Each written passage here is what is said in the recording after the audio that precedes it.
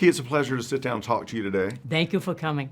Thank you for being here. And you pointed out a moment ago that we have similar glasses.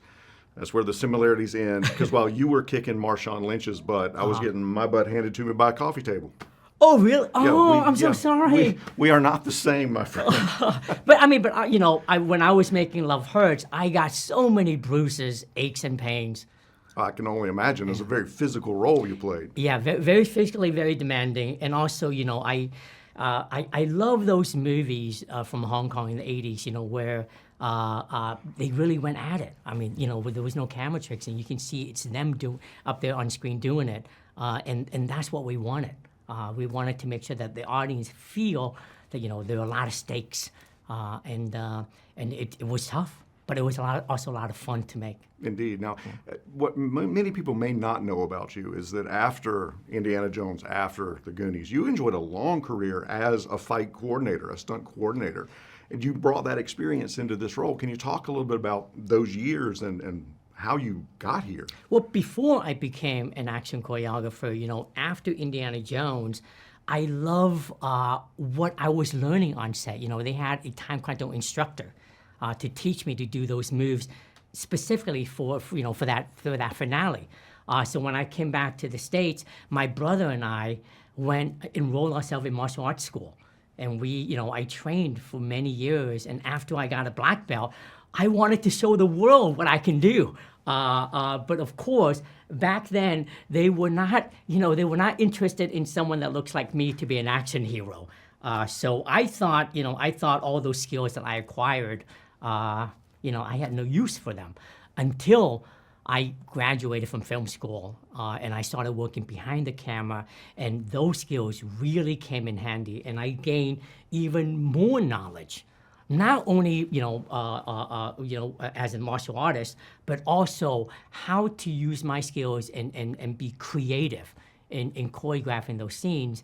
So when we were doing this, all those knowledge came in handy. And of course, 87 North really knows how to make a good action movie. And we have an incredible creative team designing these fights so that they look epic. Now, Ariana presented you your Oscar, I believe, for Everything Everywhere. Yes. And now you get to work with her as fellow Oscar winners. Can you talk a little bit about that? Well, first of all, when she, announced my name with so much emotion, that made a big impact on me. And we would see each other at various events, and I would always go up to her and give her a big hug and says, "Ari, I would love to do a movie with you." So when this script came, and we were thinking about who can play Rose, and when her name was brought up, I immediately jumped up with joy, and I said, "Yes, that's a great idea, and please do whatever you can to make her say yes." And luckily she said yes, and here we are in this, wonderful action-packed Valentine's movie. Well, it was a lot of fun to watch. And you mentioned earlier bumps and bruises. Can you talk about maybe the strangest or funniest or weirdest incident that happened with regard to an injury on set or anything? Yeah, the kitchen fight is one of my favorite fights in the movie. And there is a shot where Marshawn and André, who plays King and Otis, grabs me and slams me onto the counter. And our team was very productive, so they would put this thick pad on me, but it was really bulky, and it was just sticking out of my wardrobe, and it didn't feel right. So I just ripped it out, and I said, "Don't worry about it, I'll just do it." And we would do it over and over and over again with all the different coverage.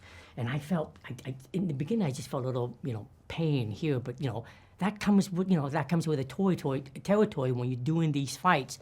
And I didn't know until the next day when I was changing, and my wife was standing by the door, and she had tears in her eyes. And she said, "Honey, are you okay?" And I said, "Yeah, why?" And I looked in the mirror, and my entire chest was just black and blue. It was just covered with bruises. But again, honestly, it's I come from a school where, in order to make a fight look real, having just some aches and pains is normal. But as long as the audience appreciate, what we're trying to do, then everything is worth it. Well, suddenly my foot doesn't seem quite as bad. Thank you very much for your time, Kia, and I really, really wish you the best. Ariana, it's a pleasure to sit down with you Pleasure to sit down and with talk you. about this fun movie. It's cool. Love hurts, does it not? Love does hurt indeed. We just learned that last night. But I got to ask you, I think the question on everyone's lips, you go from playing the bullet to dodging bullets. How did we get here? I don't know. I wish I knew. I think we got here by taking some big risks. If I'm honest, I constantly just try to surprise myself with the projects I take on. I never really know what's going to speak to me until it does. But this one was such a pleasant surprise, not only because I got to work with someone I really admire, Huy Quan, but simply because it was a character I never really thought I would play, but I thought I could be really well suited for. And she was a wonderful playground, if I do say so myself. I agree. I think that you brought some Harley Quinn madness vibe to it. I love unhinged, Right, like a yes. little unhinged. Little unhinged, but very intelligent as well, but not always the smartest person in the room. No. Can you talk a little more about the character? Well, I think Rose is. I think she's the woman, which many of us can relate at this moment in time, that literally woke up one day and was like, absolutely not. I'm flipping the table. And then she said, Happy Valentine's, hide and ain't living. And also, this is for you. Oh. I love your work. Thank you so much. You're welcome. But that's who she is. And she's smart enough to know she's not always the smartest person in the room, but she knows how to observe. And when people show them who they are, or English. When someone shows you who they are, you should believe them, and she knows that to be a fact. And she just goes, she follows. I think we have to sort of like let that lead us at times. She's an example of that. And she's also surprisingly skilled. You never know what you're gonna get with her. But again, ain't that a woman? Ain't that a woman indeed? Yeah. Now, you mentioned Key, and obviously your fellow Oscar award winners. This is a powerhouse cast. What's it like to work beside Key? Oh, he's wonderful. He is literally everything you think that he is. He is sunshine. He's the most supportive. He honestly felt very protective of me at times, which I was very grateful for, and I hope that I was able to reciprocate that. I think partnership in movies like this is the thing that really like makes it tick and makes it work. And I felt that we really had that, which is nice because you don't always get that. So Sure. Now, turn it a little serious.